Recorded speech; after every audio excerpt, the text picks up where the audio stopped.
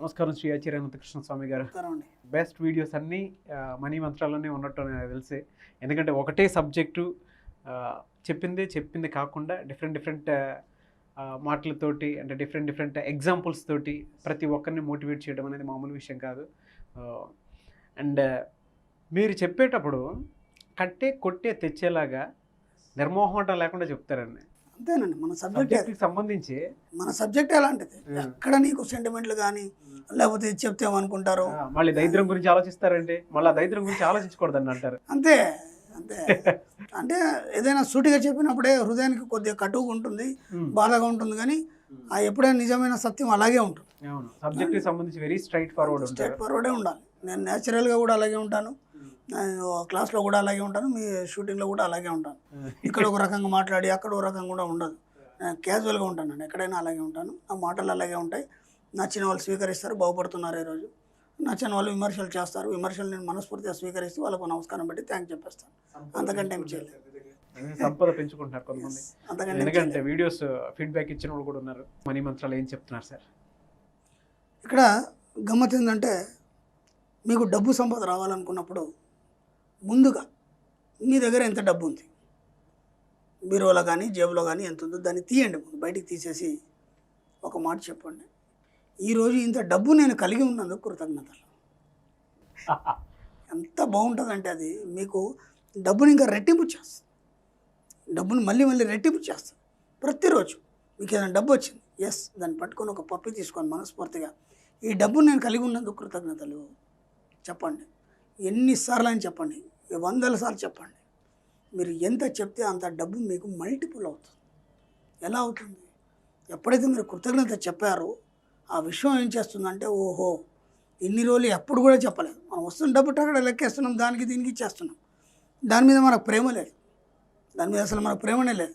ఏదో వస్తుందా ఇచ్చేస్తున్నాం, పనులు అవుతున్నాయి, ఇంత తప్ప మనం ఇంకేం ఆలోచించట్లేదు.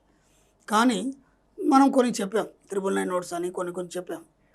అది చెప్పిన తర్వాత జనంలో చాలా అవేర్నెస్ వచ్చింది. ఇప్పుడు ఏం చేస్తున్నారంటే ఒక్కొక్క నోట్ని పట్టి చూస్తున్నారు. అది ఎంత మృదువుగా ఉంటుంది, ఆ స్పర్శ ఎంత బాగుంటుంది, అదంతా ఫీల్ అవుతున్నారు. వాళ్ళకి తెలియకుండానే ఆ వెతకడంలోనే ఒక్కొక్క నోటు మళ్ళీ ఎక్కడ మిస్ అయిపోయింది అనుకోని మళ్ళీ సరి చేసుకొని మళ్ళీ వెతకడం. దాంతో ఏమైపోయిందంటే ఆ డబ్బు అనేది వాళ్ళ ఆత్మతోనే అనుసంధానం అయింది. వాళ్ళకి తెలియకుండానే అది ఆత్మతో ఎప్పుడైతే డబ్బు సంపద మీకు అనుసంధానం అయిందో ఆటోమేటిక్గా విషయం వచ్చేస్తుంది. ఎంత ఈజీ ఉందండి. కాబట్టి మీ దగ్గర ఉన్న డబ్బుకి ముందు మీరు కృతజ్ఞతలు చెప్పడం అనేది నేర్చుకోండి. ఎంత డబ్బు ఉన్నా సరే, రూపాయి ఉన్నా సరే, రూపాయికి థ్యాంక్ యూ, ఈరోజు నేను రూపాయి కలిగి ఉన్నాను. మా గ్రూపుల్లో నాకు ఎంత ఆనందం అంటే పిచ్చి ఆనందం. నాకు మామూలు ఒక డ్రెస్సింగ్ టేబుల్ కొనుక్కొని, నేను ఈరోజు డ్రెస్సింగ్ టేబుల్ కొన్నాను, విశ్వమ కృతజ్ఞతలను పెడుతున్నారు. డ్రెస్సింగ్ టేబుల్ ఎంత అండి? ఒక 1500, 2000. కానీ అది కూడా చూడలేని వాళ్ళు అనమాట. వాళ్ళు ఇంత పెద్ద జీవితంలో ఒక డ్రెస్సింగ్ టేబుల్ కొనుక్కోలేని వాళ్ళు. అలాగే చిన్న వస్తువులు కూడా కొని విశ్వమ కృతజ్ఞతలు ఈరోజు ఇది పొందినందుకు, దానికి కృతజ్ఞత చెప్తేనే అంతకంటే పెద్దది నీ దగ్గరికి రావడం మొదలవుతుంది.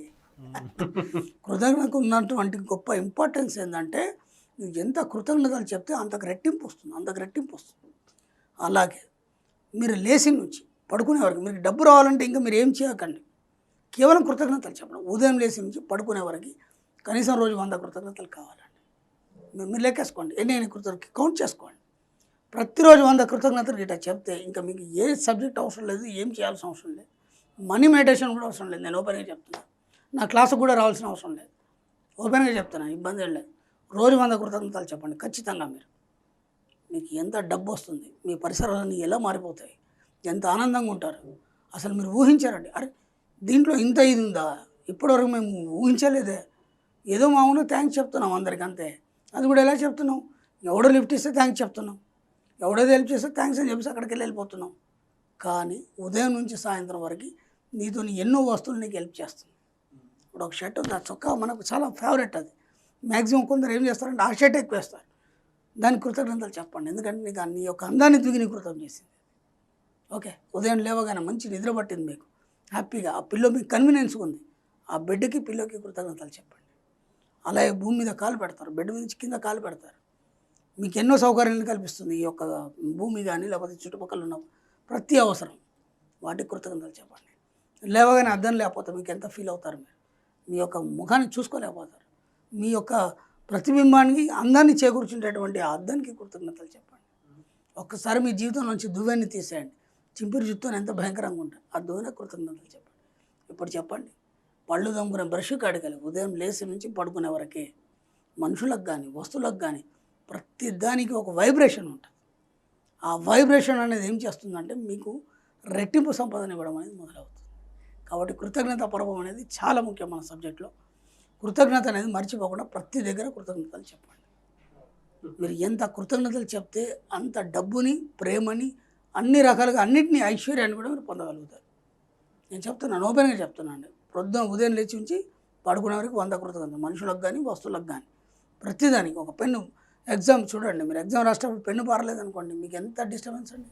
అవునండి, కరెక్ట్ ఆ టైంలో డిస్టర్బెన్స్ అవుతుంటాయి మనకి. ఒకవేళ పెన్ను మీకు సరిగ్గా మీకు కన్వీనియన్స్ ఉంది, ఒక పెన్ను ఉంది, ఒక మంచి పెన్ను ఉంది, దాన్ని పట్టుకున్నప్పుడు మన కన్వీనియన్స్ ఉంది. ఇంకో పెన్ను ఉంటుంది, కన్వీనియన్స్ ఉండదు, రాయడానికి ఇబ్బంది అవుతుంది, లేకపోతే వేలు నొప్పి పెడతాయి. మీకు కన్వీనియన్స్ ఇచ్చి మీకు మంచి రైటింగ్ ఇచ్చినందుకు, మీకు సహకరించినందుకు ఆ పెన్ను కృతజ్ఞతలు చెప్పండి. ఇలా ప్రతి వస్తువు. మీరు కూడా ఇక్కడ కెమెరాలు ఉన్నాయి, అన్నీ ఉన్నాయి, టెక్నికల్ వర్క్ ఇదంతా. ఏదైనా చిన్న టెక్నికల్ ప్రాబ్లం వస్తే మీకు ఇబ్బంది అవుతుంది. కాబట్టి రాగానే ముందు వీటన్నిటికి ఒకసారి కృతజ్ఞతలు చెప్పండి. షూర్ సార్, ఖచ్చితంగా. నువ్వు బ్రహ్మాండంగా పనిచేస్తే అంటే ఎందుకు, వాటికి ప్రాణం లేదు కదా, ప్రతిదానికి ఒక వైబ్రేషన్ ఉంటుంది. ఆ వైబ్రేషన్ అనేది మిమ్మల్ని ఆ కృతజ్ఞతను తీసుకొని దానికి తగ్గట్టుగా పనిచేయడం మొదలవుతుంది. ఎక్కడ కూడా వైబ్రేషన్ లేదు, ఇది నిర్జీవ పదార్థం అనడానికి లేదండి. ప్రతిదానికి ఒక వైబ్రేషన్ ఉంటుంది మన సబ్జెక్ట్లో.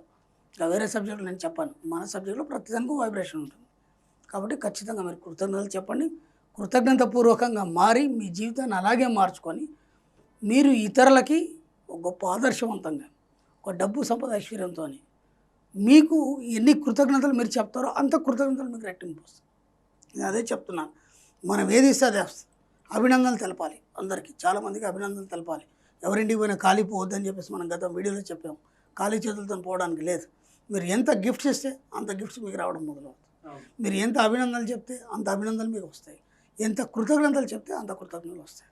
మీరు ఏమి చేయాల్సిన అవసరం లేదు, మీరు క్లాసుకు కూడా రావాల్సిన అవసరం లేదు. జస్ట్ రోజు 100 కృతజ్ఞతలు, ఉదయం లేచి నుంచి సాయంత్రం వరకు 100 కృతజ్ఞతలు చెప్పండి. ఒక 15 రోజుల్లో మీ జీవితంలో ఎంతో మార్పును గమనిస్తారు. అలాగే కంటిన్యూ చేయండి. మీ జీవితాన్ని చాలా కృతజ్ఞతాపూర్వకంగా మార్చుకోండి. ఎలా సరే ఇవన్నీ ఏ విధంగా చెప్తారు? ఇవన్నీ మేము దాదాపు చాలా సంవత్సరాల నుంచి ప్రాక్టీస్లో పెడుతున్నాము. ఒక్కొక్కటి సిస్టమ్ తీసుకొని ఇది ఎంతవరకు పనిచేస్తుంది. నేను నాతో పాటు మా శిష్యరికం కానీ, లేకపోతే మా స్టూడెంట్స్ కానీ, లేదంటే బంధువులు కానీ, ఇలా చెప్తూ ఒకటిగా అలా ముందుకు పోతూ అన్ని ప్రాక్టికల్లో పెట్టి ఇవన్నీ సక్సెస్ అయినాయి. ఇది మన సబ్జెక్ట్ కాదని చెప్పాను ఎన్నోసార్లు, ఇది యూనివర్సల్ సబ్జెక్ట్.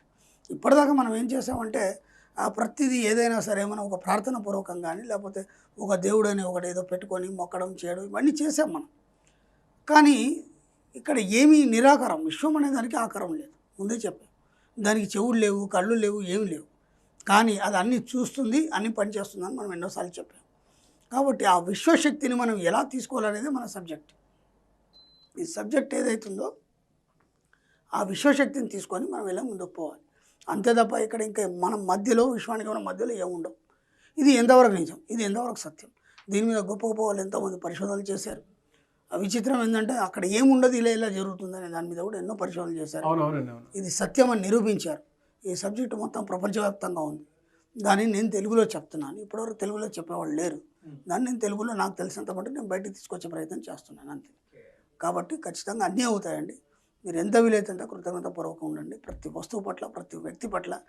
మీకు శత్రువు అయినా సరే, ఎందుకంటే శత్రువు అనగానే మనకి ఎన్నో నెగిటివ్స్ వస్తాయి. కానీ శత్రువు ద్వారా కూడా మనం నేర్చుకునేవి చాలా ఉంటాయి. కాబట్టి ఎవరిని విస్మరించడానికి లేదు. కాబట్టి ప్రతి ఒక్కరికి కృతజ్ఞతలు చెప్పండి. కృతజ్ఞతాపూర్వకంగా మీ జీవితాన్ని తీర్చిదిద్దుకోండి. Thank you sir, thank you so much. Thank you.